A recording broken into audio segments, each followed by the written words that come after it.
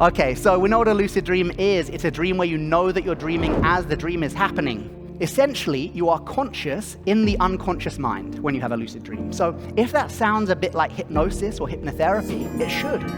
In fact, if we only had 1 minute left, I would leave you with this. Anything you can treat through hypnotherapy, you can also treat through lucid dreaming.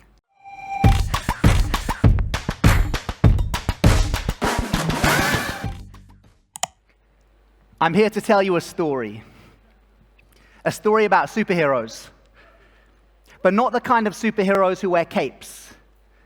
The kind of superheroes who walk among us. Everyday people like you and me. Teachers, coaches, artists, mothers, fathers. Ordinary people who have managed to gain access to an extraordinary superpower. So many of us grew up watching superhero movies, right? Wishing that we too had a superpower. What I want to share with you over the next couple of hours is that you too have a superpower. And you can access it not through the Batcave like Batman, not through the telephone booth like Superman, and not by getting angry like the Hulk. You access it through your dreams. It's a superpower that opens up to you while you sleep. It's a superpower that's called lucid dreaming. First, let's begin with our definitions.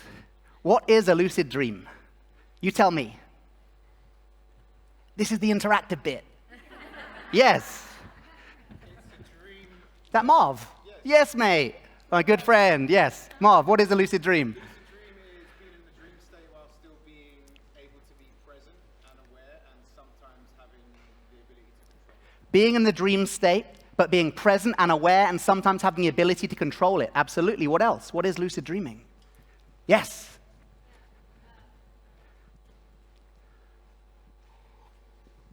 Hey, so I had, during a meditation retreat in India a couple of years ago, a very strong lucid dream. We were meditating all day, and in the evening, we then had to gather for a little circle or something, and I just stayed in the meditation, and while I was in the meditative state, I went down to my room, flipped the light switch, and then I noticed the power was off. And then I went back to the hall, and this all happened during this meditation. So I guess this was a very strong lucid dream. Maybe, who knows? Yeah, it could have been a lucid dream, anyway. It could have been astral projection, but it sounds like a very powerful experience. Yeah. So a lucid dream, by definition, is a dream where you know that you're dreaming as the dream is happening. So if you've ever had the experience of being asleep, totally asleep, but in the dream you go, oh, wow, I'm dreaming right now. Has anyone ever had that? Yeah. Now, lucid dreaming happens when you are physiologically asleep. You're not kind of half awake, half asleep. You're not in a shamanic journey. You are asleep. So you want to know what a lucid dreamer looks like? They look like this. You know, it doesn't look cool. Like you're asleep, right? You're drooling and stuff. But in your mind, in your brain, self-reflective consciousness has reactivated, allowing you to go, aha, I'm dreaming. Now, for those who didn't raise their hand just then, or maybe for those who did, has anybody here ever had a nightmare where in the nightmare you've gone, I've got to wake up, I've got to wake up? Anyone had that? Okay, that too was a lucid dream. The moment you acknowledged there was a place to wake up to, you had indirectly acknowledged that you were asleep. So here's your first takeaway. If you are ever lucky enough to become lucid in a nightmare again, don't wake up. Every time you wake yourself from a nightmare, it's like a therapy session cut short. And necessarily, the nightmare will have to recur. Not because you're broken, not because you're unspiritual, not because necessarily you're traumatized, but because it's a therapy session cut short. However, if you can become lucid in that nightmare, oh, I'm dreaming, I'm not really back in that traumatic event. I'm just dreaming I'm back there. This can lead to a powerful deconditioning effect on the mind and brain that can help release trauma at a deep neurological level. And we'll be looking at that. One of the big tools for lucid dreaming, one of the big superpowers, is integration of nightmares and transformation of trauma. So, I'm getting ahead of myself. In this talk, I'm essentially going to share with you a load of really cool stories about real-life case studies who transformed their lives through lucid dreaming. Then, every now and again, we're going to learn a lucid dreaming exercise, so you have certain takeaways to leave here with. If you want the full lucid dream experience, of course, check out my quest on Mindvalley, which is a full 21-day experience that guides you all the way through to lucidity. But I'll make sure that when we leave here today, you've got loads of tools and techniques to teach yourself how to lucid dream. We'll also, every 20 minutes or so, get up and dance. Is there a direct link between dance and lucid dreaming? I used to say no, we do it just for fun. But actually, recently, they did some studies a couple of years ago at Harvard, and they found there was a direct link to flow state activity and lucid dreaming. So people who have more flow state experience in their life tend to have more lucid dreams. And one of the easiest ways to get into a flow state is to dance. So there will be dancing. Smiling is allowed when you dance, and if it's your worst nightmare to dance in public, definitely dance. Okay, so we know what a lucid dream is. It's a dream where you know that you're dreaming as the dream is happening. Essentially, you are conscious in the unconscious mind when you have a lucid dream. So if that sounds a bit like hypnosis or hypnotherapy, it should. In fact, if we only had 1 minute left, I would leave you with this. Anything you can treat through hypnotherapy, you can also treat through lucid dreaming. Because in the same way as a hypnotherapist takes a strand of your consciousness down into the subconscious and plants a seed of healing intent, in a lucid dream, you do the same. But you take a strand of your own consciousness down not just into the subconscious, but right into the depths of the unconscious mind. Why is it so much deeper? Simply because you can't get more unconscious than asleep. So the depths to which you can go in a lucid dream are unparalleled. This does not mean that lucid dreaming is better than hypnotherapy. In fact, so many of the lucid dreaming techniques that we'll explore are essentially self-hypnosis techniques. So I'm not saying lucid dreaming is better, but once you get there, it can work even more powerfully. Lucid dreaming is actually used to transform your brain as well, and we'll explore this over the course of the talk. Lucid dreaming may sound quite woo-woo, quite hippie, quite spiritual, and it is all those things, but it's also scientifically validated. In a lucid dream, part of the brain reactivates, allowing you to experience the dream as real. And when that part of the brain reactivates, neuroplasticity is engaged. This allows you to literally rewire your brain while you sleep. More about that later. So, our first superpower we're going to look at is manifestation. So, I want to focus here not so much on manifestation of things. I want to work on manifestation of a life beyond fear. And the example I'm going to give you is a woman who's worked with me for many years. She's an EMDR therapist, and she used lucid dreaming to manifest a life beyond fear. The main fear that was holding her back was singing in public, stage fright. Now, you might think singing in public is a pretty kind of normal thing to work with, right? But actually, if you look at the root cause of fear of singing in public, it's fear of being seen. It's fear of truly stepping into your performative self, into your true gold. So when Laura did this lucid dream that transformed her fear of singing, it not only integrated that fear, but it manifested a life beyond fear.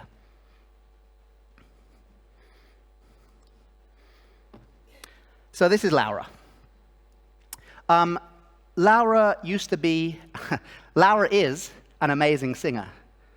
She used to be an amazing singer too, but for about 10 years she had a huge block on her ability to sing in public.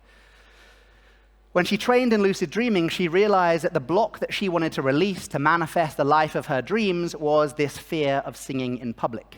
So she created a dream plan, one of the techniques that we'll be learning as we go along here. It's basically creating an intention for what you want to do in your first or next lucid dream. She created a dream plan to embrace her fear while she was lucid. She did the lucid dreaming practices because it is a learnable skill. You can intentionally induce lucidity. And once she became lucid, she found herself in a pub. And she thought, oh, this is the perfect place for me to practice my fear of singing in public.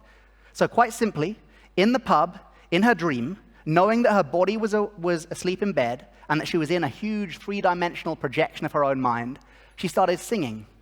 She started going up to the people in the pub and singing loudly in their face, full of joy, full of humor. She said not only did her voice sound amazing in the dream, but all fear and blocks had been released instantly. The last thing she remembers doing is grabbing the face of one of the patrons in the pub and singing loudly and joyfully to them. She woke up and she said she felt the fear had released. And she started singing in the daytime, just around her house, not in public yet, but work was happening.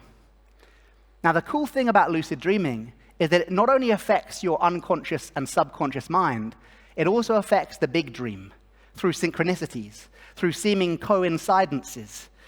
And within a week of this lucid dream, she received a call from the school that her little girl went to. The school said, "Your daughter has told us that you used to be a great singer, and we're looking for someone to lead the Christmas show. They need to rehearse the singers, and they need to be one of the lead vocalists." She thought, what a gift after this lucid dream. So, of course, she said yes. She did the Christmas show. She sung loudly in public and has released that fear ever since. A small example, but think what fears you might be able to release in your lucid dream. Does anybody here have a fear of spiders, for example? Okay. If you have a fear of spiders, you can use lucid dreaming to transform that fear. How? Kind of like a version of exposure therapy. So you could go into the lucid dream and, don't do this. Don't go into the lucid dream and yell, "Spiders now." If you do, everything's going to turn into spiders. And this dude did this once at a workshop, and he came up to me afterwards and like, "Whenever you use this case study, please tell people not to yell out 'spiders now.'" So I always say that. So go into the lucid dream. Remember your plan. Oh, right, I'm in the lucid dream state. I'm inside my unconscious mind, so I'm now in a position I can reprogram it. And then set your intention to find a small, friendly spider in the lucid dream, and then hold it in your hand. Now, when you hold a spider in your hand in the lucid dream, of course, you know it's a dream. But here's the cool neurology. Once you become lucid in a dream, your prefrontal cortex, which is the part of the brain that your sense of self, your sense of agency, your sense of I am having an experience is linked to, becomes switched on. Now, in non-lucid dreams, your prefrontal cortex is usually switched off. This is why you can have such bizarre dreams and not know that you're dreaming. Anyone had the dream their best friends with Beyonce? Oh, only me. Or a dream that you're back at school when you're an adult? Yeah? Okay. These dreams happen because your prefrontal cortex is greatly deactivated once you're in a non-lucid dream.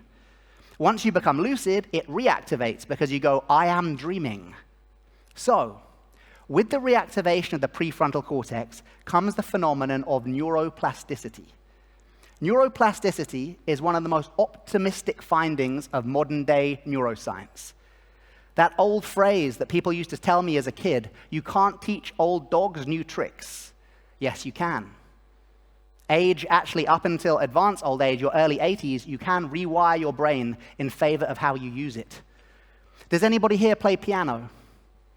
Okay, loads of people. Okay, so if we were to open your skull, this person here, and find the part of your brain linked to hand-to-eye coordination, it would literally be bigger, thicker, more dense than the same part of the brain in my head, because repeated use of the hand-to-eye coordination networks have meant increased blood flow and more density of the gray and white matter of the brain.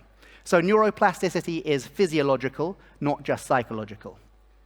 Once you are lucid in your dream, neuroplasticity becomes engaged because your brain thinks you're awake. There is no neurological difference, as far as the brain is concerned, between waking action and lucid dream action, meaning that once you're lucid, the brain will lay down neural pathways in the same way as when you are awake. Back to the spider. You're in the lucid dream, you're fearlessly holding a spider. Your brain says, "But wait, I thought we were scared of spiders." You are showing it, "No, we're not. We're fearlessly holding one." So the brain has to create a new neural pathway based on this new interaction with the spider. You can literally change your brain while you sleep.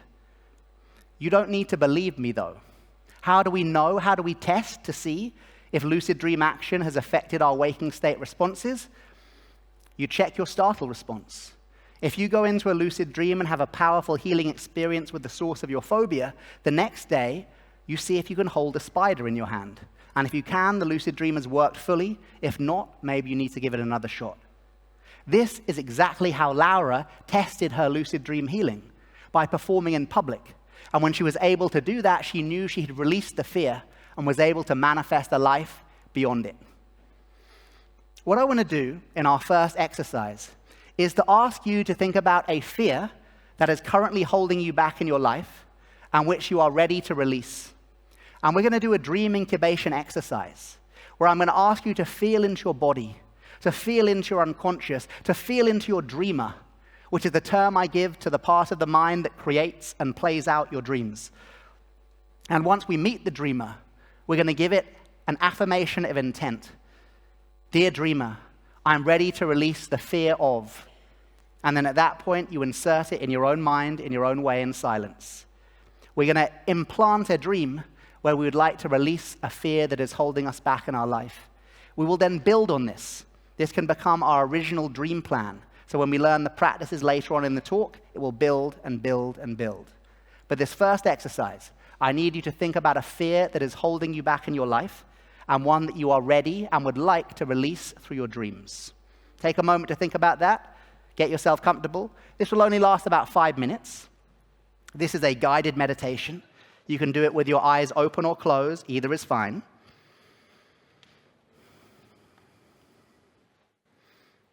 You can even do it lying down on the floor, but I'm not sure we can do that right now.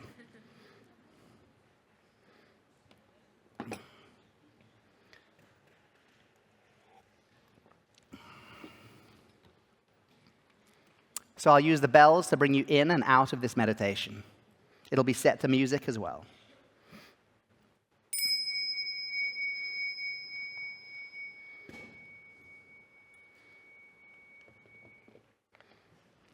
Allowing your eyes to close. Feeling the ground beneath you. Ready to begin the first of our guided meditations. Using the meditation state to access the subconscious and unconscious mind, to plant seeds of intent that will change both our wake and dream experience.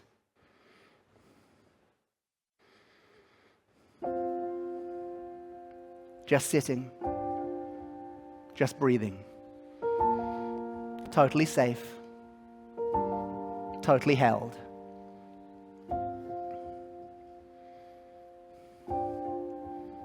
We are ready to release our fears.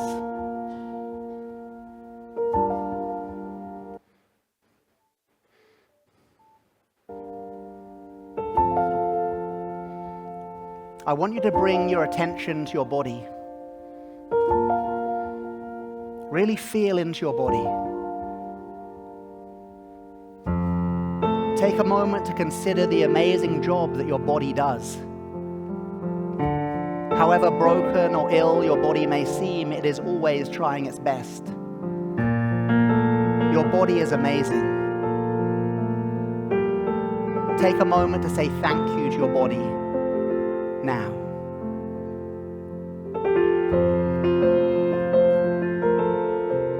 And from your body, bring your attention now to your breath.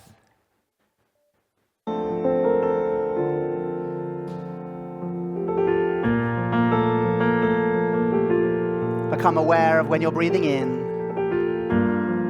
and when you're breathing out. And just like your body, find a way to say thank you to your breath.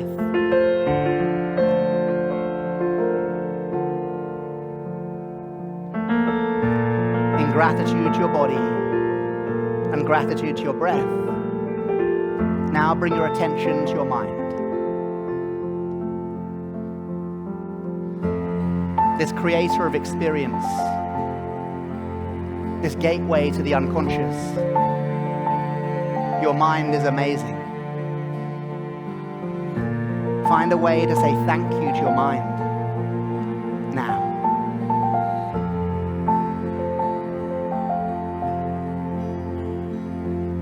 And from your mind, we go even deeper to our dreamer. The part of the mind that creates and plays out our dreams. Your dreamer is amazing.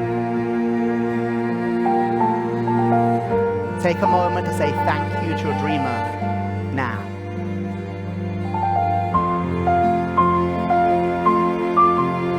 And now that we have gratitude towards our body, towards our mind, towards our dreamer, we are now in the perfect place to make our request.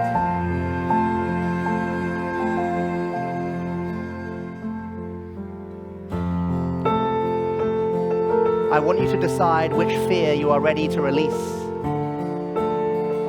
Be specific, but be realistic.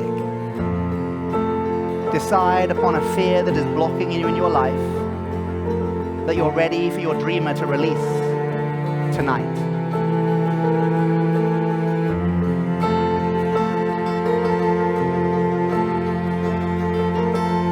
And then whenever you're ready, I want you to ask your dreamer, dreamer, tonight I'm ready to release my fear.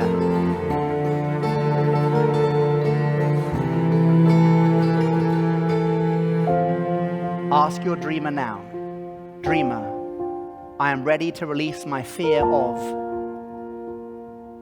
tonight.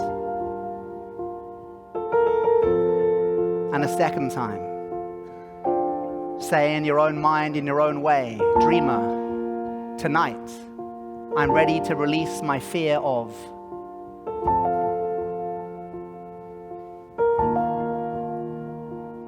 And a third time, in your own way, in your own mind, say, tonight, dreamer, I'm ready to release my fear of.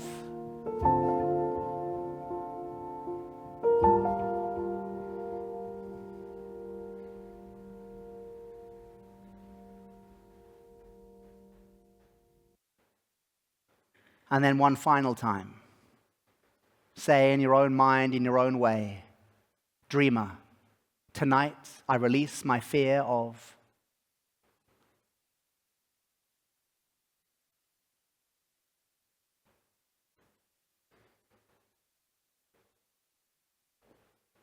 And then knowing that your dreamer has heard you, knowing that the gratitude to our body, our mind, and our dreamer opened up that line of communication. We dedicate any and all of the beneficial energy that we may have generated through this practice to all sentient beings. May we all wake up from the dream together.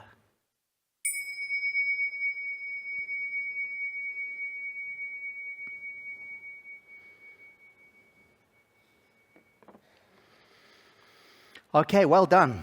So what you just did there was a type of dream incubation, where you planted a seed to have a dream where you release a certain fear. At the moment, we're learning to do it in our non-lucid dreams. Later, we'll learn how you can plant your seed in the lucid dream itself. But for now, let's learn more about this practice. Oh yeah, I used AI to make these slides. It's crazy, man. I put in like all these prompt words about like lucid dreaming and making you fitter and more athletic, and this is what it came up with. So I love this image. Okay, so there have been loads of lucid dreaming studies around sports performance. Why? Because it's one of the easiest to use data to qualify whether there was a change or not. So for example, you can get people to do squats, see how many squats they can do in the waking state. Then you teach them lucid dreaming. You get them to go into the lucid dream state and practice squats. And then the next day you can see, did they get better, worse, or stay the same? This science is freaking nuts. They have proved in multiple scientific studies that you can get better at your athletic discipline by training in the lucid dream state. I was part of one of these studies. They needed a group of martial artists who were good at lucid dreaming, and I like both, so I applied for this study. We had to practice a specific kick sequence in the waking state. I'm not going to do it in these jeans. Then we were told to go into the lucid dream and practice that same kick sequence, and they looked at whether we got better, worse, or stayed the same in the waking state. The results were crazy. They found that 81.3% of martial artists who trained in their lucid dreams got better at martial arts in the waking state. Now, I love sharing this example because I was actually one of the 19% who didn't get any better at martial arts. But I think that says more about my kickboxing than my lucid dreaming, but who knows? But these are crazy results. Even if there was an 18% increase, that would be worthy of remark. 81.3% increase in athletic discipline. The same goes when you get people to practice. They did this weird experiment with a coin toss. So you basically saw how many times you could flick a coin into a little pot in the waking state. Then they trained people in lucid dreaming and got them to practice the same thing in the lucid dream. They had an increase of up to 40% in their ability to flick the coin into the pot. I mean, amazing results, but it kind of dampens my enthusiasm too, because imagine having weeks of lucid dream training, getting to a point where you can lucid dream at will, and in the lucid dream you can meet God, you can heal your trauma, you can transform your inner child, you can meet your sexual shadow. But no, out of all the things you've got to do, you've got to practice tossing a coin into a pot. Damn, like what a wasted opportunity, right? But anyway, the study was cool. Now, the reason I share these studies is not so much that there might be athletes here who want to learn lucid dreaming, although I have been working with some athletes, but more that what this shows is that your lucid dream actions have a direct impact on your waking state activity. Once you're in a lucid dream, it's not just a dream anymore. What you do in your lucid dream actually changes your neural pathways that will affect your waking experience when you get out of bed the next day. So we kind of need to be careful what we get up to in our lucid dreams. I taught myself to lucid dream at 16 years old. And this is before I got into Buddhism, before I knew about the transformational power of lucid dreaming. So as a 16-year-old who gained access to an incredible virtual reality simulation, which seems as real as this, you can imagine what I got up to. A lot of skateboarding and a lot of sex. At 16, my two favorite things. One I was doing a lot of, the other not so much. Thing is, I got really good at skateboarding. The other thing, not so much, but skateboarding I got really good at. But we need to be careful, right?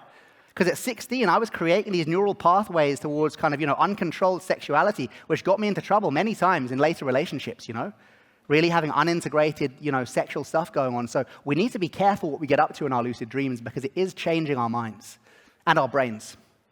From a Buddhist point of view, although I said I wouldn't do too much Buddhist-y stuff in this talk, or to myself I said that, karma is engaged in lucid dreams. This is really interesting. In your non-lucid dreams, there's no karma because there's no intention. You didn't know what you were doing. So, for example, the Buddhist monks who I lived with for 7 years in the Buddhist temple, if they have a non-lucid dream about breaking their vow of celibacy, they're okay. But if they become lucid in their dreams and then intentionally break their vow of celibacy, they've got to do all these mantras and purification stuff because karma is engaged. So be careful what you get up to in your lucid dream because it's not just changing your brain, it's changing your energetic imprint. Here's a picture of me in that study. It's funny because they used a really cool picture of me, but actually I was the one who didn't get any better at martial arts. But anyway, there it is. And if you go onto YouTube, if you put in Tomorrow's World, lucid dreaming, you'll find them talking about the martial arts study. Okay, so let's look at an exercise.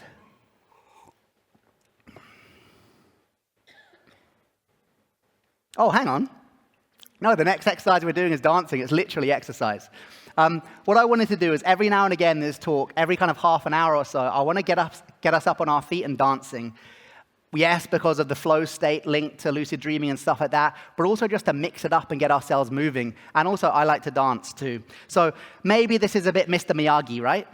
Where Daniel San in the 1980s film Karate Kid, he's saying, when are you going to teach me karate? All I'm doing is painting the wall, or wax on, wax off.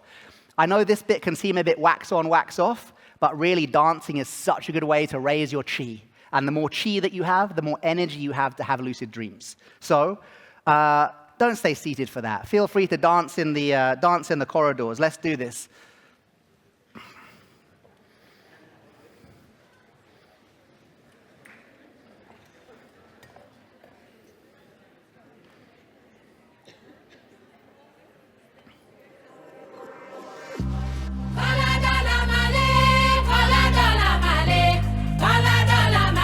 Okay, let's go, Mindvalley.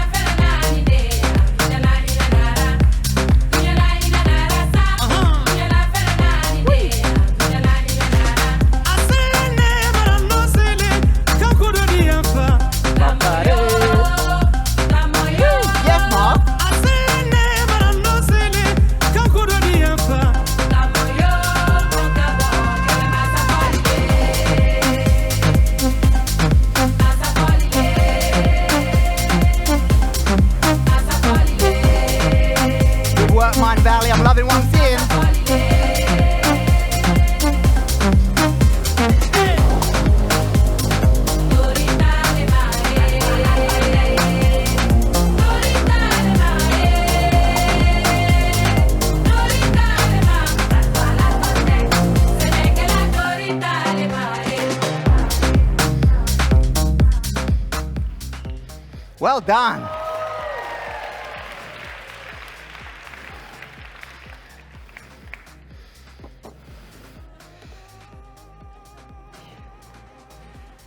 Yeah, that does feel better. I'm energized. Okay, so we're going to ramp this up now. We've gone from simple manifestation in our life, how to manifest a life beyond fear. Now we're moving to healing. Now, this is a real superpower. This one gets a bit crazy. And I can't say there's any science to back this one up. But we do have lots of anecdotal reports. There is the possibility to engage physical healing through lucid dreaming. In the lucid dream state, once the prefrontal cortex switches on, the brain thinks you're awake. It doesn't think you're dreaming. This is the crux of all the lucid dreaming benefits, and this is proven science. So, if you go into a lucid dream state and you engage a healing on a part of your body, there seems to be enough of a profound placebo effect to engage a change of your symptoms in the waking state. That I can say. I'm not here to sell you anything else, but that we can say. At a more profound level, from a Buddhist point of view, we'd say that the mind in the lucid dream state is up to 7 times as powerful. You have 700% more capacity of mind once you're lucid. So if you ask my Buddhist teacher, Lama Yeshe Rinpoche, how can we heal our bodies physically in the lucid dream? He doesn't know about neuroplasticity and stuff. He'd say because the power of the mind is 7 times greater. When we move into this section, all I would say is if you do have a physical ailment you're working with, why not give it a try through lucid dreaming? The worst that can happen is nothing. The most that can happen is something. You cannot do damage to yourself in the lucid dream state. In the same way as when you put your hand into fire, it is automatically removed. If you try and do anything dangerous in the lucid dream, you will just wake up. There's like an inherent safety mechanism in the psychic apparatus that doesn't allow you to do harm. So, give it a shot. The case study I want to share. This is Roseanne. She's a Spanish teacher who's also done the lucid dream facilitator training with me. Now, Roseanne had a very powerful healing through lucid dreaming. She had inflammation of the knees. It's got a name, but I can't remember what it's called. But heavy inflammation of her knees that was so bad, when she walked downstairs, she had to walk down backwards because she couldn't take the weight on her knees. So really debilitating illness. And she had read in my books that there were other people who'd used lucid dreaming to affect physical change in their bodies. In fact, one specific thing she had read is in my second book, Lucid Dreaming Made Easy. There's a case study of a guy called Bruno who had kidney disease. And he went into his lucid dream, did hands-on healing in the lucid dream on his kidneys, and felt electricity passing through his hands into his kidneys, and he woke up. When he woke up from that dream, his creatinine levels, which are linked to the health of the kidneys, stabilized for 6 months. Now, 6 months later, they destabilized, and he had to have his kidney removed. This is a very interesting part of the story, which I include, not because it shows that lucid dreaming doesn't work, but that it shows the limitations of the healing power. And that makes me okay to share it with you, because again, I do not want to come across as selling you something that's impossible. Now, I believe, in Bruno's case, he maybe needed to have a lucid dream every 6 months to further reduce that inflammation of the kidneys. Maybe it's not a silver bullet, but it's something that helps to boost our immune system at a very powerful degree. So Roseanne had read about this, and she thought, maybe I can heal my knees. So she goes into the lucid dream, and she uses the 3-step protocol that I've been teaching for lucid dream healing. So you'll kind of learn this as we go along with the story. The 3-step protocol is this. You go into the lucid dream, and you do hands-on healing, like self-Reiki, on the part of your body that is diseased or inflamed. So let's say she had bad knees. So she became lucid in her dream. She put her dream hands on her dream knees. So she's asleep in bed, right? But in her mind, in her dream, she puts her dream hands on her dream knees. And she imagines healing light coming out of her hands. So the first one is hands-on. The second thing is to imagine light. So this is taken from a method called the Simerton method, which is often used with cancer patients in the UK as a way of reducing inflammation. And it's where you imagine colored healing light surrounding the point of inflammation. And then the third step is affirmations. So affirmations of healing intent. So she became lucid. In the lucid dream, she put her dream hands on her dream knees. She imagined colored light coming out of the hands and surrounding her knees. And she said out loud in the dream, "My knees are healed. My knees are free of inflammation. My knees are healed. My knees are free of inflammation." And she woke up.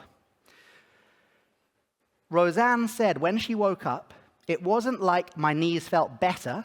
It was like my knees had never been bad. She said it didn't take any time. I could suddenly move my knees. I could walk downstairs. Everything was fine instantly. However, 2 weeks later, the pain came back. Again, the lucid dream seemed to really boost that immune response, but only for a couple of weeks. She realized that in her lucid dream, although she had healed her knees, she hadn't asked what the source of the disease was. So a week or so later, she had another lucid dream. She became lucid and she called out to the dream, "Show me the source of my knee inflammation. Show me the source." And the dream said to her in bold writing, "Gluten. Gluten." So she woke up and she's like, "Gluten? Gluten doesn't affect your knees." It absolutely can. If you have a gluten intolerance, it can lead to inflammation, and anywhere where there are weaknesses in the body can get even worse. So she cut gluten out of her diet, and now she is pain-free from her knees. Again, great example of lucid dream healing here. That yes, we can go direct to a placebo healing, which can have a powerful effect, but even more powerful, find your way to the source of disease. Because if you can release that, it can work for a lot longer. I myself have used lucid dreaming to heal everything from actually a knee injury to inflammation. In fact, the last time I did it was in lockdown. Who started jogging in lockdown because they had nothing else to do? Okay. So I started jogging in lockdown, and I got this thing called plantar fasciitis, which is basically it's actually a tightening of the calf muscles, but it affects your feet, really hurts your heels. And the last time I used this was at the end of lockdown. I became lucid in my dream, and I remembered my dream plan. Oh, I wanted to heal my plantar fasciitis. So I put my hands on my heel, and I remember clearly going, "My heels are healed, my heels are healed, my heels are healed." And this white light was coming out of my hands. And I was like, fuck, this is so cool. I even get shocked, more than 25 years of lucid dreaming, by how cool this thing is. It's like access to the most powerful virtual reality simulation in existence, the human mind. So I have this powerful healing, and then I didn't have plantar fasciitis again. I also stopped jogging, so who knows which one it was. No, really. I continued jogging, and I still didn't have plantar fasciitis. So you can do powerful work here. The next study that we're trying to get funding for is actually based on lucid dreaming for physical healing, because no one's been able to prove it yet. And just planting the seed in case we do get the funding, we need to work with a population who all have the same symptom profile of a minor ailment. So the one we're looking at working at is tennis elbow. Tennis elbow has a very specific symptom profile. So we can work with people across the world and see, how bad their tennis elbow is, train them to lucid dream, get them to go into the lucid dream, do the hands-on healing 3-step protocol, and then we can see clearly, was there a reduction in inflammation. Kind of sounds like a mundane thing to do, right? Working on tennis elbow. But if we can prove that, if we can prove that lucid dreaming has the potential to heal or reduce the symptoms of a waking state illness, that's not only a breakthrough for lucid dreaming, it's a breakthrough for the mind-body connection. When people work with placebo healing, there's always the argument it could have been outside factors that affected it. The thing with the lucid dream is it's a closed loop. You're literally asleep. Nobody can affect you in there, right? You're in your own bubble of mind. So we reduce a lot of the outside factors and can get a really good data set on lucid dream healing. So, lucid dreaming can be used for life manifestation. Lucid dreaming can be used for physical healing. Lucid dreaming can be used for sports training and for reprogramming your neurology. So let's learn how to do this. Let's begin with our first exercise that trains us to remember our dreams. Who here remembers their dreams regularly? Who here sometimes doesn't remember their dreams? Okay. Who here regularly keeps a dream diary? Who here is sometimes too lazy to keep their dream diary? Okay. It happens, as long as we're on the same page here. So the first step towards lucid dreaming is training your mind to remember your dreams. So we're going to do a short guided meditation now, where it's basically a self-hypnosis technique, where I'm going to ask you to repeat a certain affirmation that will help plant a seed for you to remember your dreams tonight. The first step, though, for remembering your dreams is to know that everybody dreams. We have this thing in the West that some people say, oh, I don't dream. What people mean is I don't remember my dreams, because there's no way to stop the human brain from dreaming other than a heavy head injury or a stroke. And even then, dreaming will recommence within a few weeks, because dreaming is so important to our survival mechanisms. Dreaming is about memory reconsolidation and trauma integration, which is why your brain makes sure you dream every single time that you sleep. So you do dream. It's just whether or not you remember your dreams. And some people say, but of course I don't remember my dreams. I thought I didn't dream. Exactly. So now you know that you dream, you've removed that block, and you're now in a position where you can perfectly recall your dreams every night of your life. How does remembering your dreams lead to lucid dreaming? Well, one argument says, unless you remember your dreams, you could be lucid dreaming every night, but you just don't remember. That's an optimistic argument. Probably if you don't remember your dreams, you're simply not having lucid dreams. But to train to remember is to start to see the dream territory as it is. A lucid dream is based on knowing that you're in a dream while the dream is happening. So to get to that point, you first have to know what you're dreaming about. You have to learn about the territory of your dreaming mind by remembering your non-lucid dreams. So this is another practice I'm going to ask you to get comfortable for. We're going to set this to music, another guided meditation.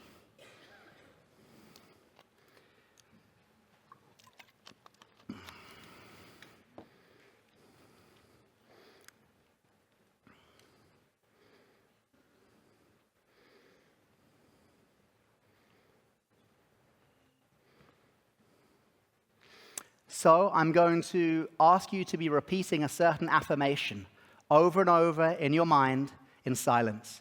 If you'd rather do this affirmation in your mother tongue or another language, feel free to do a quick Google Translate in your head and use that language.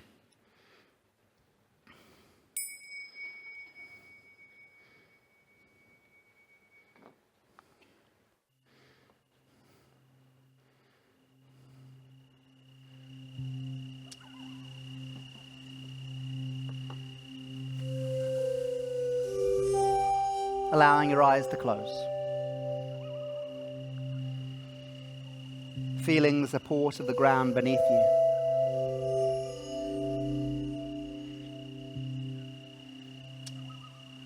Totally safe. Totally held. Allow yourself to sink into the support of the chair.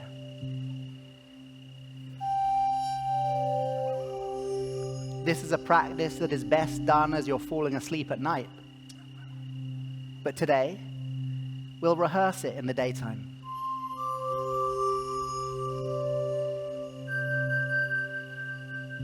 In a moment, I'm going to ask you to engage in affirmation, a statement of intent used to program your subconscious mind. The affirmation I'd like you to use is this. Tonight, I remember my dreams.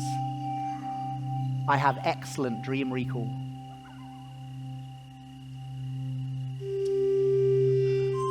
Tonight, I remember my dreams.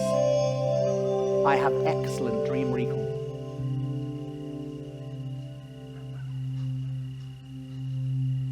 Tonight, I remember my dreams. I have excellent dream recall. I want you to continue reciting that affirmation over and over in your mind, in silence, at your own pace. Tonight, I remember my dreams. I have excellent dream recall. Continue at your own pace for the next couple of minutes.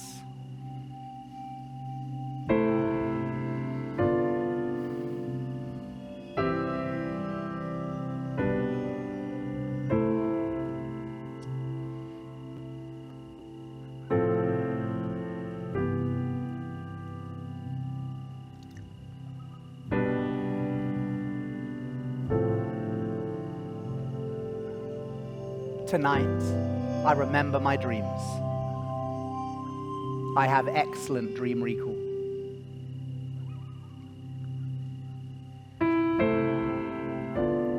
Keep reciting that affirmation over and over in your mind.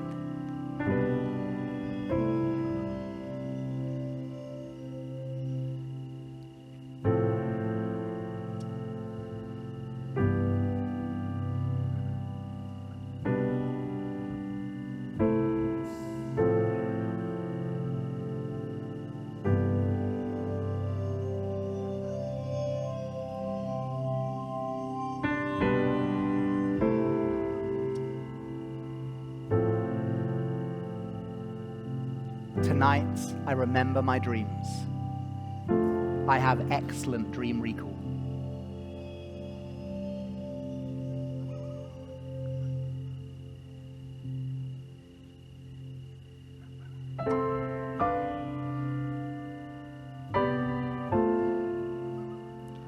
Continue reciting your affirmation all the way into silence.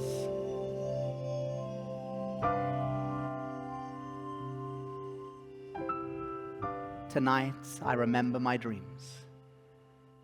I have excellent dream recall.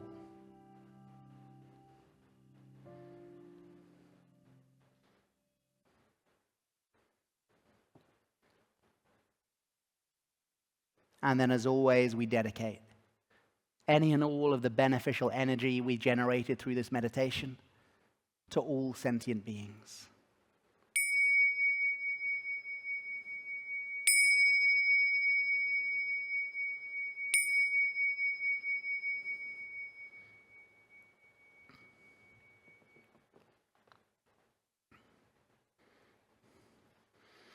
Okay, so that practice is the foundation of lucid dreaming. When you fall asleep tonight, you'll pass through a state called the hypnagogic state. It's stage 1 of sleep. It's that half awake, half asleep state. You know the kind of nodding dog thing that some of you had just then, actually. But no, that was perfect. That was perfect. This is literally the state you want to be in, so the nodding dog thing was great. I always think this is the talk where if you fall asleep, I take it as a great compliment. I'm like, look, they love it so much, they're sleeping. So yeah, when you're falling asleep tonight and you pass through that hypnagogic state, you'll notice from the word hypnagogic, it's the same root as hypnosis. And if you look at the brain waves of someone in the hypnagogic state, they're actually in deep alpha and theta, which are the same brain waves of hypnotic trance. So when you fall asleep, it's like you're getting a free state of hypnosis.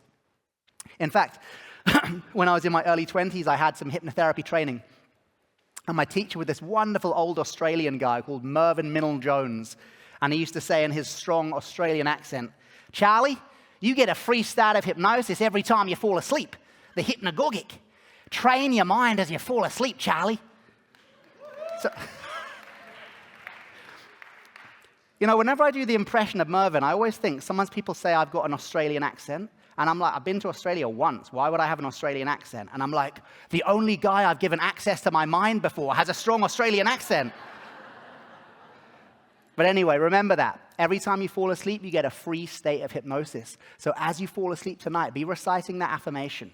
Tonight, I remember my dreams. I have excellent dream recall. Most people who do that, within one night, they will start remembering their dreams, even if they haven't in years and years and years.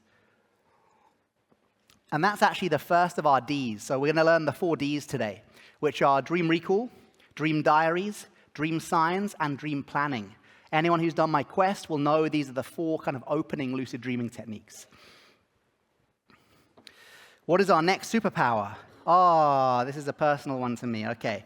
I want you to have a look at this AI-created art, too. I put a little kid dressed as Superman. It's given me a trans boy. Because you see, he clearly has kind of something going on in the crotch area, but the face looks very feminine, and there's some kind of chest stuff going on. So I think it's great that I'm all for trans rights. I think it's great that AI has presented us with this kind of trans superhero. So inner child healing. First of all, what is the inner child? So the inner child is an archetype. And archetypes were popularized in the West by the Swiss psychiatrist Carl Jung. He described archetypes as universally existing, symbolic representations of our own psychology. universally existing, symbolic representations of our own psychology, which can be found in all minds across the world, cross-culturally. He used examples like the king, the warrior, the lover, the magician. If you ask someone in a village in Zimbabwe or a town in Cape Town, what is the king, they will probably give you the same list of results. If you ask what are the qualities of the mother, they will give you the same list of results. These are universally existing psychological traits. And one of the archetypes that Carl Jung spoke about was the inner child. We all have an inner child. It's that part of our psychology that connects us to our childhood. It's that part of us that connects to our childlike joy when it's healthy, but also our childish behaviors when it's unhealthy. Do you ever have that thing where you're reacting to your partner in such a childish way and you feel like, God, I'm acting like a toddler here? That's because your partner has triggered some sort of wounded inner child within you. And inner child healing is about facing and embracing those wounds so we can be not childish, but childlike. Because we want to have playfulness, right? But we don't want to be childish in our relationships. So inner child healing is a powerful form of psychological integration that you can do in the daytime and the nighttime. But one of the most powerful ways to integrate your inner child is through your sleep, through your dreams. Why? Because in your lucid dreams, archetypes become personified. So right now, if we were to do an inner child healing exercise, I would ask you to touch in to that part of you that remembers childhood, to touch into that feeling of childlike joy. And you would touch in, but you wouldn't literally see it manifesting before you. However, one of the big selling points of lucid dreaming is that psychological concepts become personified. So in a lucid dream, you can literally meet your inner child, and they will appear, often as a child, looking like you, in physicalized form. In a lucid dream, you can call out to meet your greatest fear, and a personification of your greatest fear will appear before you, which you can touch, which you can dialogue with, which you can embrace. In lucid dreaming, archetypes become personified. About 10 years ago, I decided to work on inner child in the lucid dream.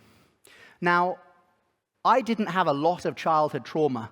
In my teenage years, I really messed myself up. But I didn't have a lot of strong childhood trauma. So I'd never really thought of doing inner child work through lucid dreaming. And all the books I'd read, I'd never heard of anyone else doing it too. So I thought, I'll give it a shot. I will go into my lucid dream and I will call out for my inner child and just see what happens. And I wasn't quite ready for what happened. I went into the lucid dream and I called out, "Inner child, come to me. Little Chuck, come to me." I gave him a name. When I was a kid, up to the age of 10, I would only respond to the name Chuck. You called me Charlie, I would ignore you. You called me Charles, I'd look the other way. But if you called me Chuck, I'd respond. Or my WWF wrestling name, Chucky Deathboy, I would also respond to that. So I go into the lucid dream and I call out, "Inner child, come to me. Little Chuck, come to me." And remember, I didn't know what inner child healing was in a lucid dream, so I didn't know what to expect. And in the distance, I saw this kind of shadowy figure, like small, like a hunchback, like walking towards me like this. And I did have a moment of panic. I was like, oh shit, maybe there is some really deep trauma, which I wasn't aware of, and it's going to manifest as this kind of monster. And then as it came closer and closer, hobbling like this, I realized what it was.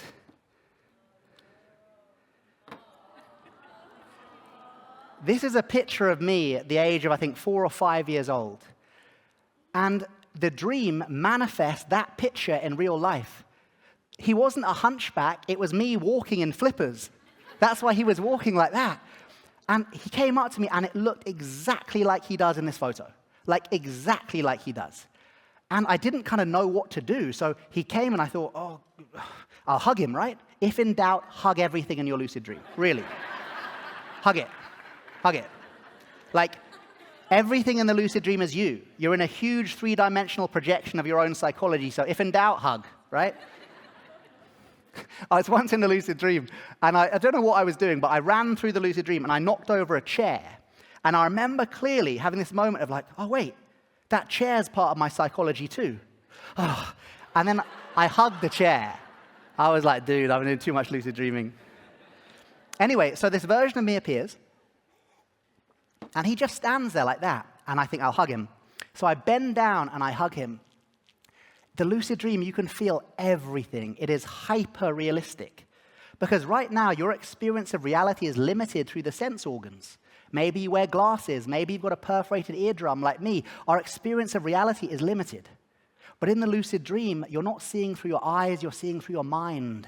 You're not hearing through your ears, you're hearing through your mind, so your senses become heightened. So I bend down and I hug him, and I remember the first thing I felt was how skinny he was. I remember thinking he's like a little bird.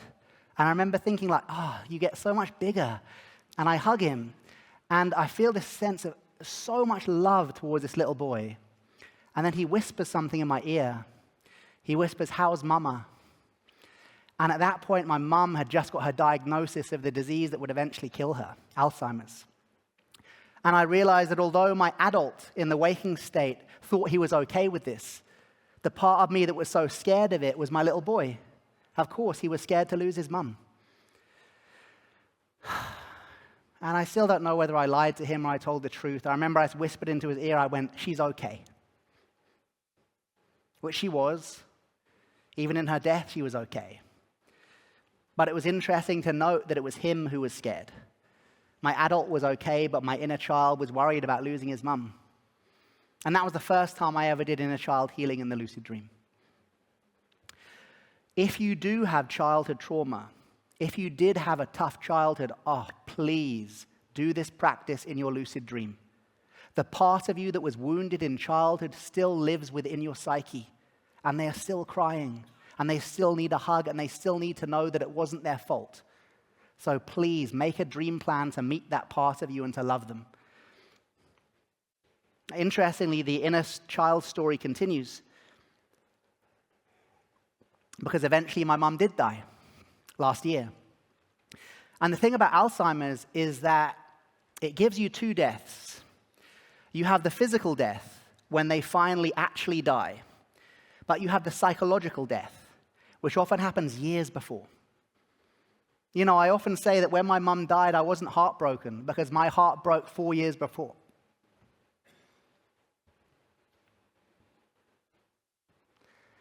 You know, it breaks when they forget who you are.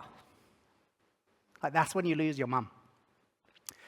So when my mum eventually did die, I thought I was okay. Like, my adult was coping well. But I was having these terrible nightmares about being a kid and, like, losing my mum. It was so obvious what was going on. Although my adult could kind of reconcile this idea that mum had actually died years before and that this was just her body giving up, my inner child couldn't. Little Chuck was just like, "Where's my mum? She's dead." And so I realized now again is the time for inner child healing. So the second time I did this dream plan, now I knew what to look for. And I became lucid. I was in a dream that I was in the Buddhist center where I used to live. And the Lama who runs the center was in front of me, and her head looked different. And I remember saying to her in the lucid dream, I became lucid, and I went, "Wait, Lama, I think we're dreaming." And she actually said in the lucid dream, "No, I don't think we are." And then this horse appeared in the lucid dream, and I went, "Lama, we're dreaming." That horse was what's called a dream sign, an aspect of the dream that can tell you that you're dreaming. So I become lucid, I remember my dream plan, heal my inner child, and I call out, "Inner child, come to me, little Chuck, come to me." And when I call it out, rather than something appear, Lama Zangmo, this female Lama who was next to me, actually transformed into the inner child. And I had this embrace with her. And when I embraced her in the form of the inner child, a very specific feeling rushed through my body that I have not felt in decades. And you'll get it when I say it. It was the feeling of believing in Santa Claus. Do you remember that feeling of like magic when you're a kid? And you truly believe in Santa Claus. You believe in the mystic. You haven't been kind of crushed down by the cynicism of adulthood. Like that flooded my body. And in that moment, I felt this healing. I was like, he's back. He's back. And I woke up. And when I woke up, the nightmare stopped. The fits of rage stopped. I used to get these real fits of rage after mum died. They stopped. Again, childish rage. So I know, I can tell you, you can transform your inner child through lucid dreaming. So again, if you're listening to this story, and I know there is somebody in here who needs to hear this story, Make this your dream plan. Make this your intention in your lucid dream. Meet and heal your inner child.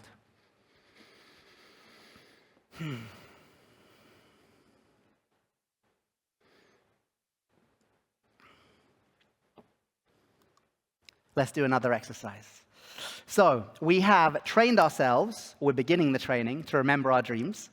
And once we've set the intention to remember our dreams, the next thing to do is to document them in some way. So I think I said before, who here is regularly keeping a dream diary? Okay, it's a really good idea. A dream diary is it's like a progress chart of your inner world.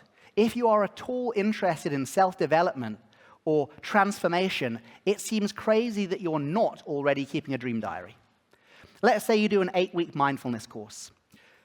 By the end of the 8 weeks, yeah, you might be able to feel some subtle change, but to be honest, it takes a bit longer than 8 weeks to really see the change in your mind when you start meditating. But if you were to keep a dream diary from the start of your 8-week mindfulness course all the way through to the end, you would see change directly happening through your dreams, because the unconscious change happens before the conscious change. So if you want to chart your progress, I mean, this would be such a cool experiment, to ask everyone at the start of Mindvalley University to start keeping a dream diary, and then see how your dreams manifest by the end of the 3 weeks. And I'm sure there will be change. So even before you get to lucid dreaming, keeping a dream diary is like an insight into the state of your mind. But for lucid dreaming, the reason we do it is to train ourselves to remember our dreams. Anyone who's ever revised for an exam will know that writing out your notes helps you remember them, right? So when you wake up in the morning, write down your dreams. Now, you don't need to write down everything. If this was dream interpretation, I'd say write as much as you can, because we're going to decode every image. But this is for lucid dreaming. So you wake up in the morning and you just spend 5 minutes, 10 minutes maximum, writing down the major narrative of your dream, the main players, the themes, maybe anything that stood out as interesting. Think about reviewing a film. Maybe you go to the cinema, you watch a movie, it's 2 hours long, or 2.5 hours. In fact, that's the amount of time most people spend dreaming per night. So let's say 2.5 hours. And then your buddy says to you, hey, how was the film?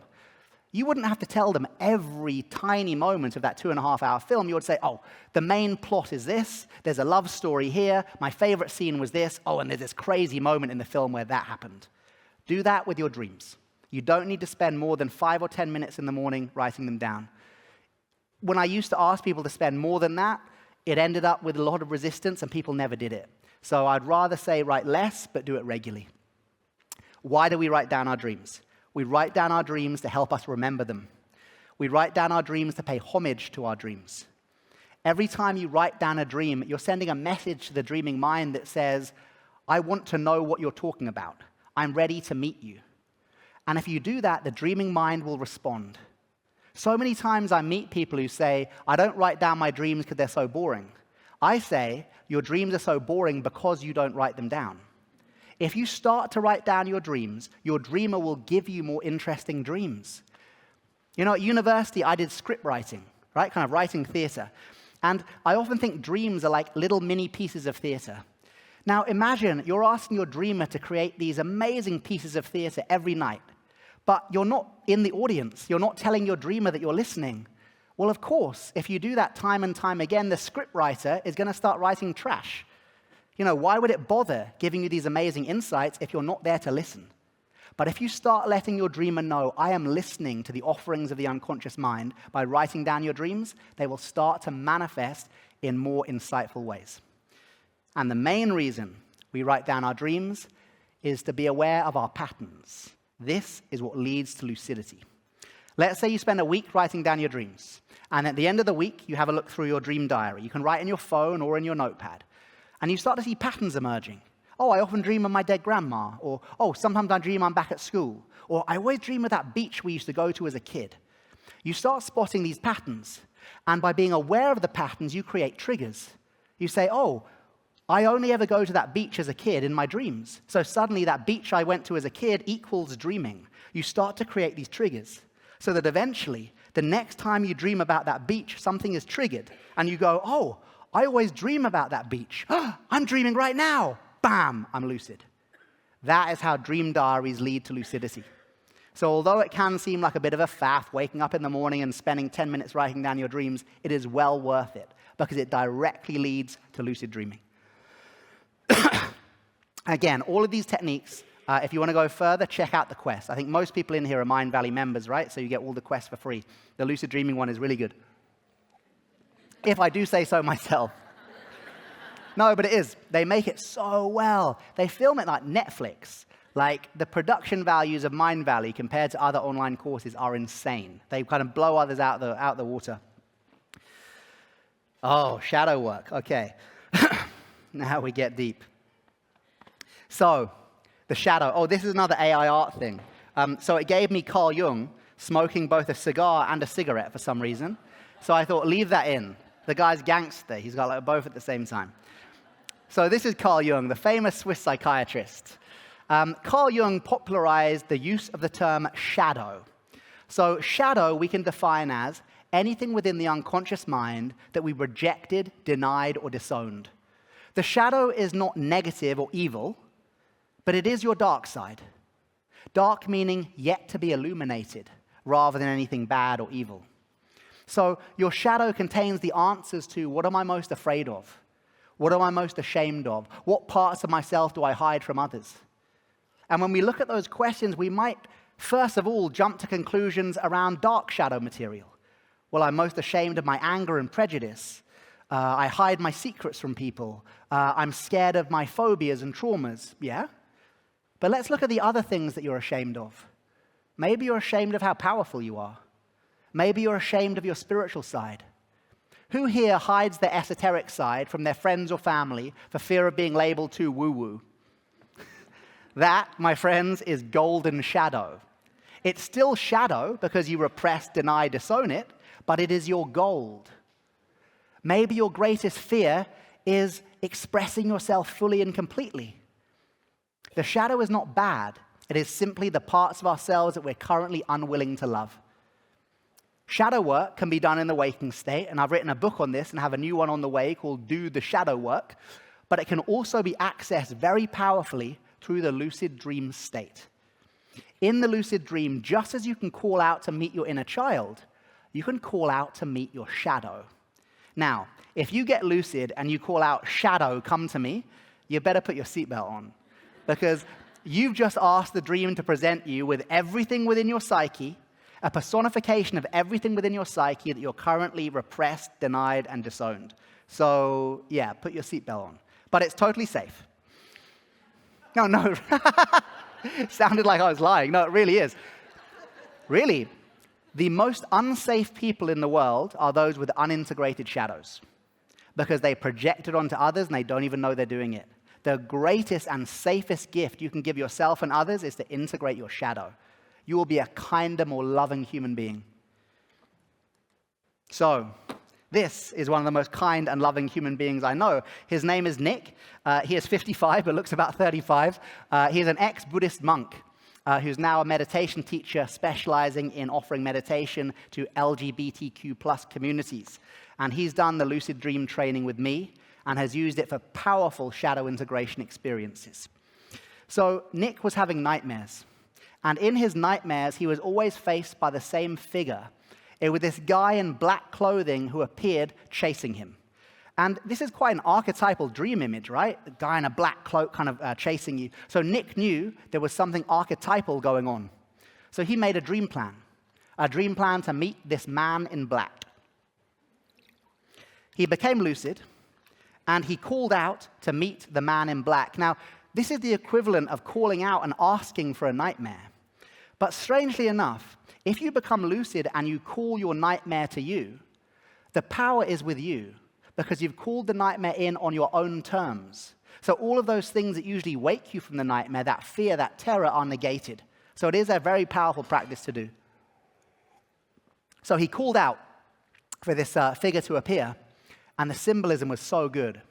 It was a man who had been locked behind bars, and he was holding the bars like this. And Nick thought in the dream, because in the lucid dream you can interpret your dream while you're in it, he thought, oh, okay, so this is symbolically something that I have locked away, that I have imprisoned. And then he said to the man who was behind the bars, open. And the man looked at him and went, as in like, whoa, you ready for this? And Nick said he just looked back and went, yep. And then the bars disappeared. And this huge energy rushed towards Nick. But he knew that this energy wasn't outside him. It was just some wounded part of himself, some monstrous part of his trauma that he had pushed behind prison bars. So he knew what to do. He knew to hug. This energy rushed towards him. He hugged him. And he said, as he hugged this energy of this man, he felt it struggling. You know, the shadow isn't much of a hugger, so don't expect it to be like, mwah, mwah. So he embraces his shadow, and it's like biting him and stuff. He's like, oh, God, okay, this is, he's reminding himself, it's just the mind, it's just the mind, just a hallucination. But as he holds it, it starts to shrink and shrink and shrink and shrink until it's a baby. There's this, the shadow monster guy is transformed into a baby, and then he wakes up. He didn't need a dream dictionary for that one. It was so clear that this part of his mind that he had repressed, denied, and disowned, possibly since babyhood, not even childhood, had been imprisoned in his mind, and he had now set it free, embraced it, and transformed it. Shadow work and lucid dreaming is one of the most powerful psychological experiences we can have. I mean, all of these are, but we're kind of ramping up now as we move on towards the last section of the talk. I hope when you're listening to these stories, there's not a part of you that thinks these are special people. The reason I've used case studies who are everyday people is so you know that this superpower is accessible to all of us. It is available to ordinary people who can access an extraordinary superpower. All of us have a shadow. We can transform it through lucid dreaming.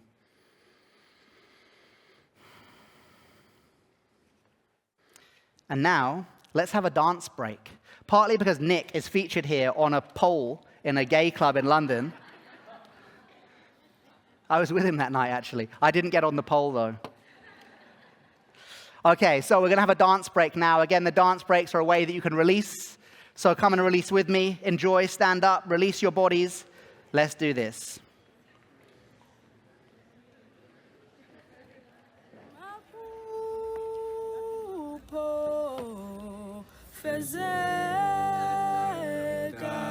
Can we pump up the volume?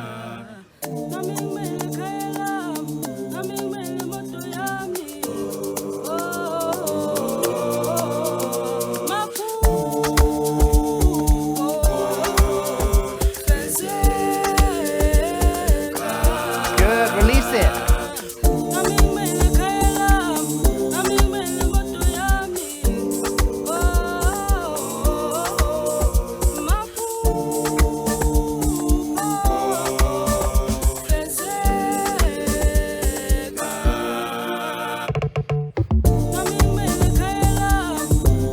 Looking good, Mindvalley.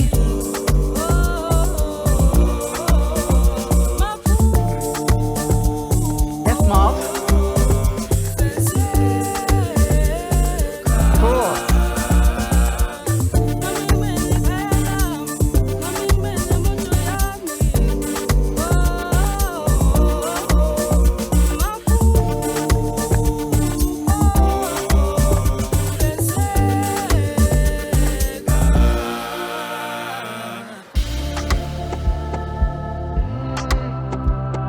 Just start to feel how your body moves to the music.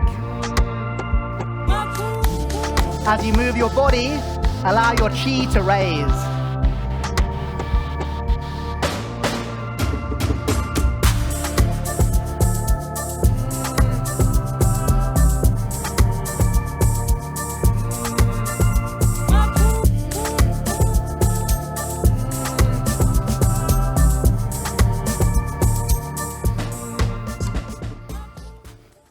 Good work, Mindvalley.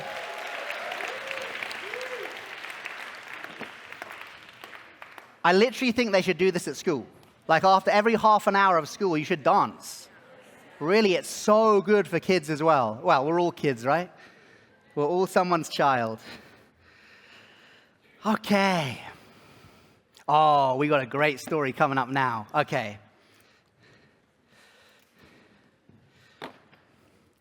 Depression and anxiety is one of the most common mental health disorders, or displays, as I like to say, affecting the world right now. A few years ago, my eyes were open to the fact that you could use lucid dreaming to treat depression. Although there was a study from Heidelberg University a few years before that claimed that lucid dreaming had the potential to treat depressive symptoms, to be honest, until I saw it firsthand, I didn't quite believe it.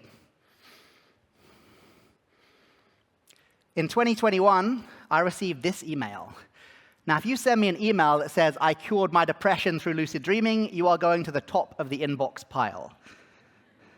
It came from this guy, Matt Humphreys. He's a graphic designer, and he had read in some of my books and done the quest and seen on YouTube videos, there was the potential to use lucid dreaming to heal. And he thought, my illness isn't physical. My illness is internal. I'm working with depression. So, rather than becoming lucid and calling out, get rid of my depression, he did something far better. And by the way, don't get rid of anything. Embrace, transform. So rather than calling out something like, I get rid of my depression, he did something much better. He became lucid, and in his dream, he called out, show me the source of my depression. Now, any therapists out there will know that if you can find the original wound, the source of an illness, you have a very good chance of unraveling the rest of that display or disorder. The cool thing was, though, when he told me about how this happened, he said, in my lucid dream, I was still depressed. So he says, Charlie, when you tell this story, you always say that I went, show me the source of my depression. He says, I didn't. I went, go on then. Why am I so depressed? Like in this depressed, sardonic tone, right? So actually, that's how he said it. He goes, go on then. Why am I so depressed? And instantly, in the lucid dream, it transformed. And in front of him was the figure of his grandma, who died when he was 10 years old. His grandma, like my mum, actually died from Alzheimer's disease. And she was standing in front of him, trembling and shivering with the effect of the disease on her body. He had a moment in the lucid dream of thinking, what the hell has my dead grandma got to do with 15 years of depression? And then he looked at her and he said it was like the dream spoke to him. You know how dreams sometimes, it's not words, it kind of transmits the insight. And he said suddenly the dream transmitted this insight very clearly. The source of your depression is the fact that you did not grieve your grandmother's death and have felt guilty ever since. Boom. Like mic drop. And he's in the dream thinking, what? And then he remembers, oh my God, I did. I never wanted to go and see her in the old people's home. He said it smelt funny and he didn't like it and he'd rather be out playing. And then when she died, he had this sense of guilt, like I never saw her. I never said goodbye. He said at that age, he buried it deep down. But actually, if he thinks about it, the depressive symptoms started very soon after that event.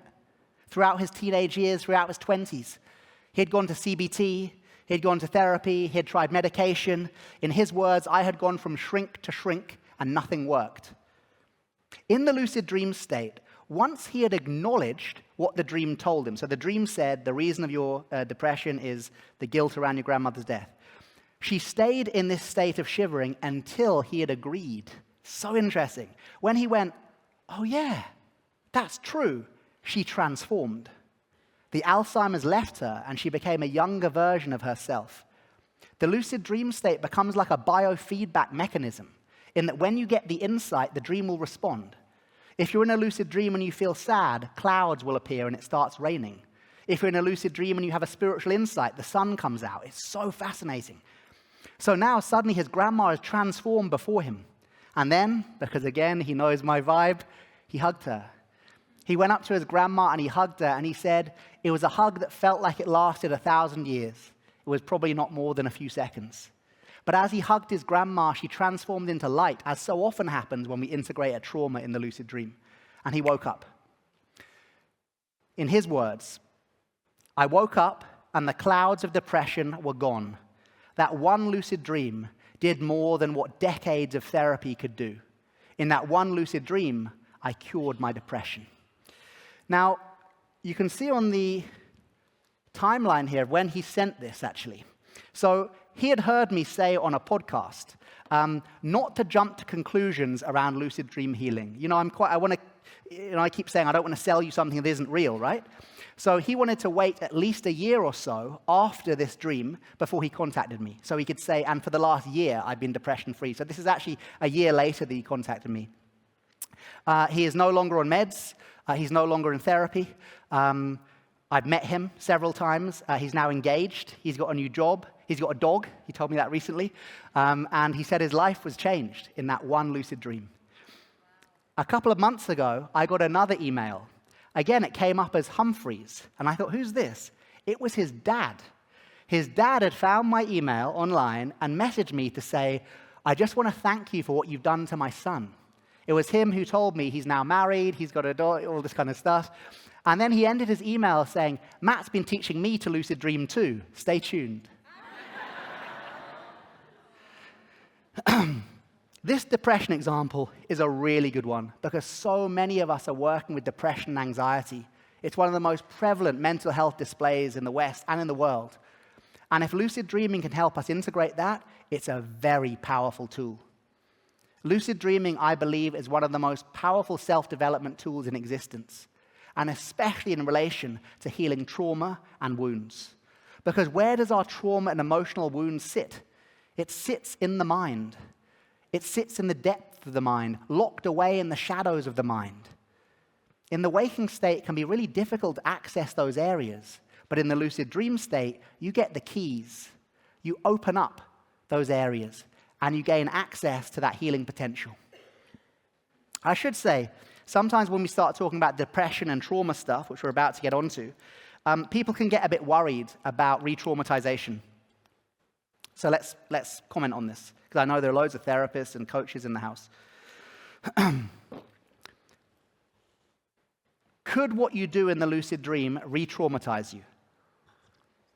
It is very unlikely.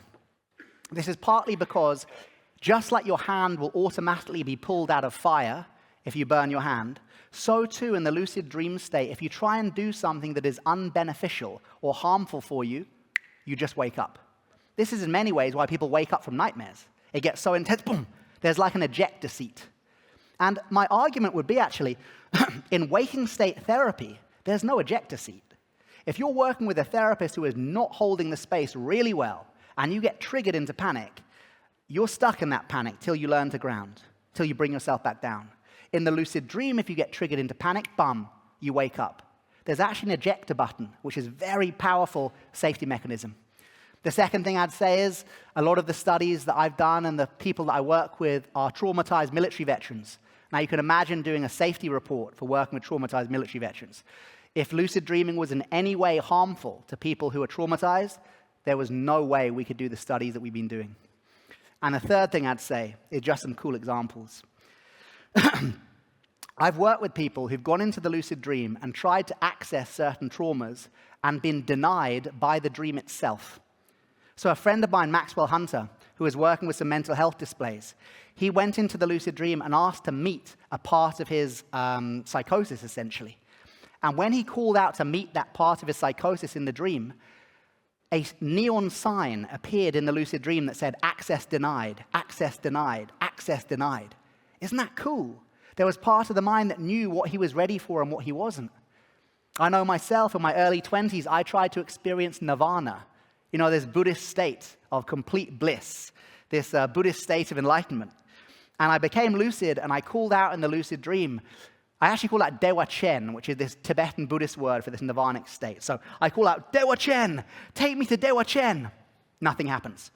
I call out a second time, Dewa Chen, take me to Dewa Chen. Nothing happens. I call out a third time, take me to Dewa Chen.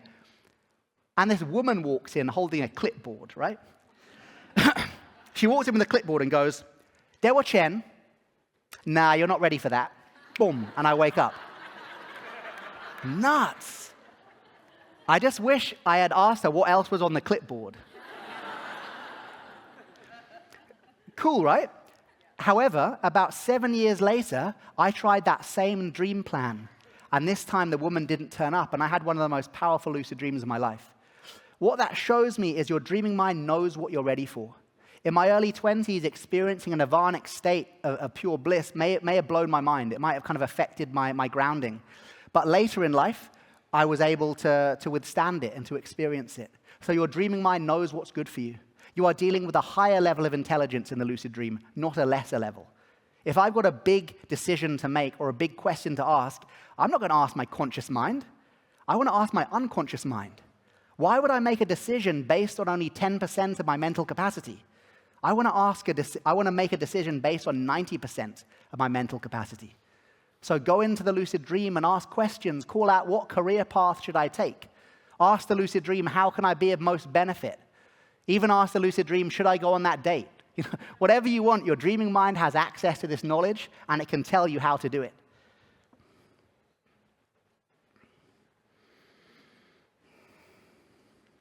Let's do another exercise. Dream signs. So we mentioned this before. So at the moment, we've got dream recall, that affirmation that we're going to do as we're falling asleep tonight to plant the seed to remember our dreams. The second practice is keeping a dream diary, writing down or documenting your dreams in some way, as a way to start remembering your dreams and as a way to start noticing your patterns. The third D is dream signs. So dream signs is a term popularized by a guy called Stephen LaBerge, who is an American scientist who pioneered lucid dreaming in the 80s. And he used the term dream sign to describe any part of the dream that can indicate to you that you're definitely dreaming. So you write down your dreams. And let's say I'm writing down a dream that I wake up in the morning, I write down my dream. And it's that I was in London, walking down the street with my 2 dogs, Waffles and Bow. And I wake up, and I write down the dream, and I look through it, and I say, okay, where are the dream signs? Well, I do live in London, I do walk down the street, I do have 2 dogs called Waffles and Bow. So in that dream, there's no dream signs. The next night, I have a similar dream. I wake up, I write it down. I'm dreaming that I'm in London with my 2 dogs, Waffles and Bow. I'm walking down the street, and at the end of the street, I see a blue dragon standing next to Donald Trump. It's a nightmare. And I wake up. What are my dream signs? Of course, a blue dragon. That's not part of my everyday life, so it's a dream sign. And Donald Trump or any other celebrity or nightmare. They're not part of your everyday life. They're a dream sign. So I can't tell you what your dream signs are. By keeping a dream diary, you start to log them. You start to see, oh, I often dream of my dead grandma, or I often dream of being back at school, or I often dream of celebrities. And by logging them, you start to create these triggers which will go off in your next dream. Just to really hammer this point home, let's say that Melania Trump, Donald Trump's long-suffering wife, has the same dream. So she dreams that she's in London with 2 dogs called Waffles and Bow, and at the end of the street, she sees a blue dragon standing next to Donald Trump. What are her dream signs? The blue dragon, of course. What else? Waffles and Bow. What else? Being in London. Yeah, so being in a place where she doesn't usually live. Of course, Donald Trump is not a dream sign because she sees him regularly. Or who knows, right? So these... I don't know, man. I'm probably... Will I get cancelled for this? I don't know.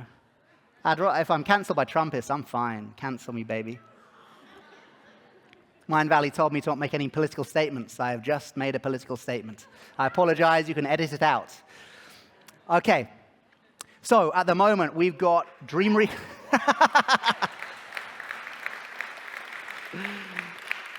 So at the moment, we've got our dream recall. We've got our dream diaries. We've got our dream signs. We're going to do one more before the end of this, which will be dream plans, where you get to decide what you want to do in your first or next lucid dream. But before that, let's touch on trauma integration superpower through lucid dreaming. This is a really powerful one. My entry into lucid dreaming was actually through trauma. I taught myself at like 15, 16 how to lucid dream, and as I said, the first couple of years were just sex and skateboarding and messing around. But then when I was 17, I had some really serious stuff go down. I had a full-blown near-death experience from a drugs overdose when I was 17. Now, before I got into Buddhism, I was pretty wild, right? So I was, having these wild years. And now, if I had a near-death experience, wow, I might enjoy it. I might have some resources to cope. But at 17, I did not enjoy it. It was terrible. And I had terrible post-traumatic stress disorder nightmares afterwards, panic attack, dissociation, scared to I remember locking myself in toilet cubicles at college because the world just seemed too big. I really messed up my head. And the nightmares were some of the worst. And I had read in these books about lucid dreaming that you could use lucid dreaming to transform trauma in your dreams. How? All of them seem to say the same thing. Become lucid in the recurring nightmare and turn to face that which you are afraid of. Simply the act of turning to face it was enough to integrate the trauma, because the trauma, just like us, simply wants to be witnessed. So I did finally manage to become lucid in these recurring nightmares. And for me, it kind of sounds funny, but it was always this like little dwarf would appear. And the dwarf was a representation of death. Like when he appeared in the dream, it meant that I hadn't had a near-death experience, I'd had a death experience, and that I was dead. Like that was the main trauma running through my dreams. And after months of this, 3-4 months of post-traumatic stress disorder nightmares, I became lucid in this dream. And apart from anything else, I was just pissed off. I had my A-levels coming up at school, which are like these big exams, and I just thought, this is wrecking my life, man. I've got to try and do something about this. So I became lucid, and I turned to this dwarf, and I know I'm supposed to hug him and show him love and stuff like that, but I'm 17, right? So I turned to him, and I go, okay, I fucking get it. I get it. And what I meant was like, I get that you're a representation of trauma. I get that I'm dreaming. I get that you're some sort of manifestation of my wounds. And when I said it, I remember the dwarf's face changed. He went, like that, as if like, oh shit, he got it. And then like a magician, he went like, ta-da. And behind him, the dream transformed into a 17-year-old's vision of paradise. Now, this isn't very subtle, but it was a big skateboard ramp. And on the top of the skateboard ramp were girls smoking joints in bikinis, like this. Again, I said not very subtle, but you know, my vision of paradise. And in that moment, I knew something had changed. I remember even in the lucid dream, I was like, I've done it. I've done it. I'm not having those dreams again. And I never had those nightmares again. The panic attacks stopped in the daytime. The nightmares stopped. 4 months of post-traumatic stress disorder nightmares cured in one lucid dream, even though I was at an age I didn't even know what PTSD was. Now fast forward to 2 years ago, when I was part of a study that proved beyond doubt that lucid dreaming is one of the most powerful forms of trauma integration currently available. It is non-invasive, it's non-addictive, it's non-medicalized, it's free, and you do it in your sleep. For the last 8 years now, I've worked with military veterans from the British and American militaries who have been traumatized by war, warfare, and what they did or what they did not do.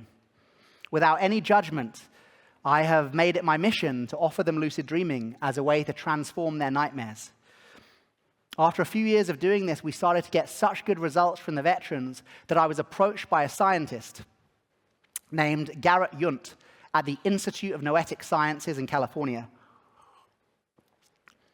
And he wanted to see if the techniques that I've been using with military veterans could not only be used to treat nightmares, but actually full-blown post-traumatic stress disorder.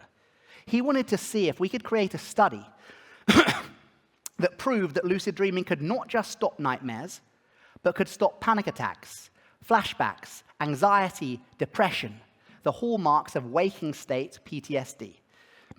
I got to be honest, when he first contacted me, I was kind of a bit nervous because, I don't know. I know lucid dreaming can work with nightmares.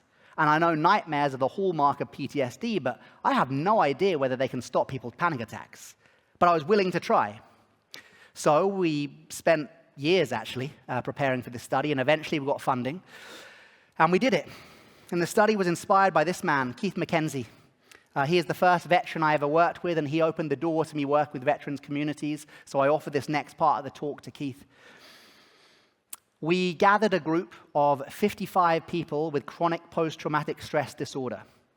Some of them were military veterans, but most were not actually. So we had a mixed group of people with childhood sexual abuse trauma, military veterans, people with car crash trauma, a whole range.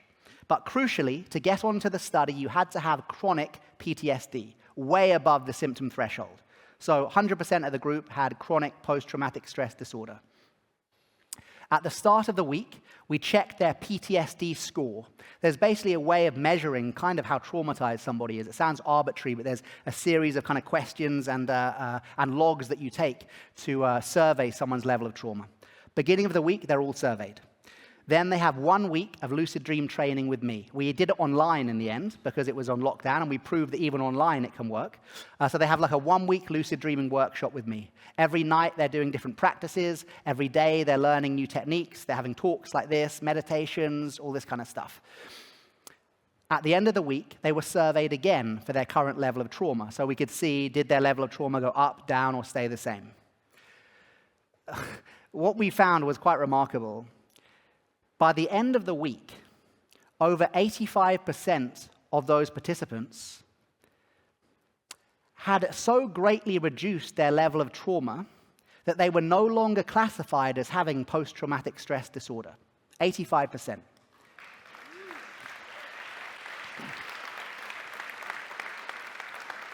It's hard to kind of imagine. So here's the graph, right? So you see at the beginning of the week, before the workshop, the average PTSD score, so the average level of trauma, way above the threshold.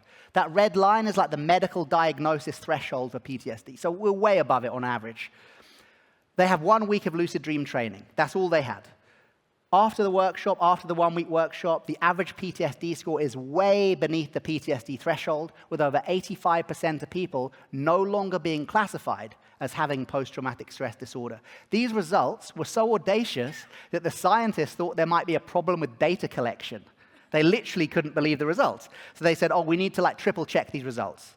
After they triple checked, they were like, okay, the data seems to be correct, but we need to do a follow-up 4 weeks later to check was there lasting change. 4 weeks later, we did a follow-up. The average score actually got even better, even lower. So we proved that lucid dreaming can treat post-traumatic stress disorder within 1 week. It is free, it's non-invasive, it's non-medical, you do it in your sleep, and it is an incredibly powerful way of treating trauma. Now, you might think, but this was just a pilot study, just 55 people. Maybe there were other things involved. Since then, we have done a 100-person randomized control study using exactly the same protocol. This study has been published in the Journal of Traumatology in June 2023. The 100-person randomized control is published at the end of the year in a journal whose name I forgot. I'm sorry, but if you put it in, you'll find it. And we proved it again, this time under control conditions. So please, if you are currently working with trauma or you know somebody who has PTSD, share with them lucid dreaming. The worst that can happen is nothing. The best that can happen is they transform their lives from their bed. It is well worth learning this technique. It is a very, very powerful modality.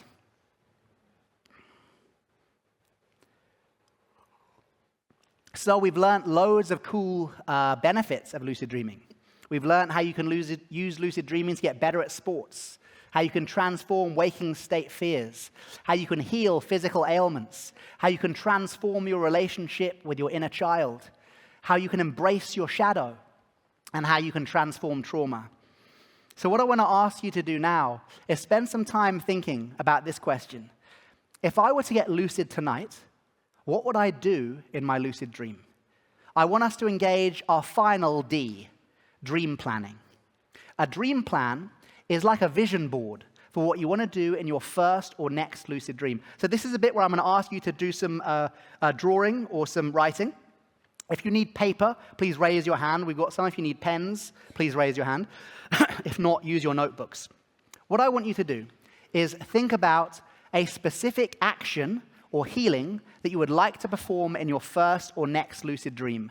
And at the top of your page, I want you to write, in my next lucid dream, I. In my next lucid dream, I.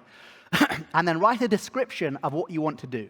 So for example, in my next lucid dream, I call out to meet my inner child, I embrace them with love, and by embracing them with love, I integrate my childhood trauma. So I'm saying what I intend to do and the result that it leads to. So that's step one, and I'll give you time for this. So step one, writing a plan in words of what you intend to do. Step two, make your plan visual. So step two, I want you to draw a little picture or an image of the dream plan in action. Now, that can be literal. You could do little stick men, so I would do a little stick man calling out, "Little Chuck," and then I'd do another picture of one stick man embracing the little child, because I'm not much of an artist, right? So I'll do it literally. But you could be very abstract. You could just do swirls of color, or words, or symbols, or oms, whatever you like. But create some sort of visual, pictorial representation of your dream plan in action. So that's step two. And then step three, write your sankalpa. Your sankalpa, this is a Sanskrit word that means will or intent, and that is your call to action. So it's a thing that you actually call out in the lucid dream. So you've already heard loads of sankalpas today. You've heard Nick calling out his sankalpa, shadow figure, come to me. You've heard me call out my sankalpa, little Chuck, show yourself. You've heard Roseanne call out her sankalpa, my knees are healed of all inflammation. The sankalpa is the thing that you actually say or do in the lucid dream. So step 1, write some words, some sentences of what you intend to do. Step 2, draw a little picture of it or some sort of visual representation. And step 3, write your affirmation, your sankalpa, the thing that you actually say once you're in the lucid dream. We'll have 5 minutes for this. I'll play some music. Please work alone. After we've done this, there'll be a chance to share your dream plan with somebody next to you if you want. But for now, for the next few minutes, I want you to create your dream plan.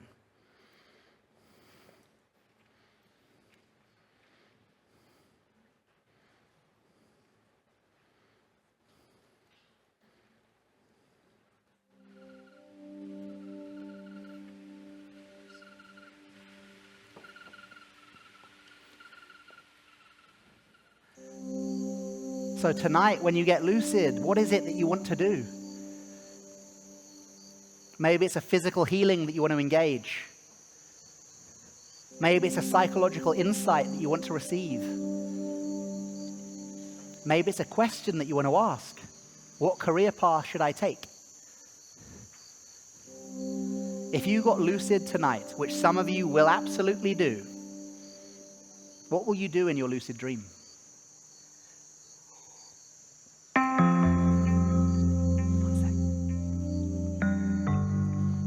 Make your dream plan specific, but realistic. If you gained access to the most powerful virtual reality simulation in existence tonight, what would you use it to do? What would you heal? What trauma would you transform? What spiritual practice would you do?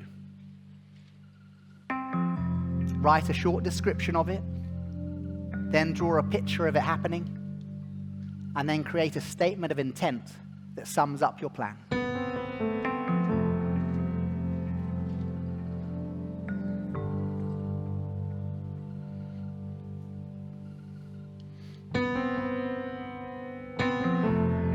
Maybe you can think of dozens of dream plans, but for now, just think of one. So that when you go to sleep tonight, your focus is like a laser. If I get lucid tonight, I heal my wounds.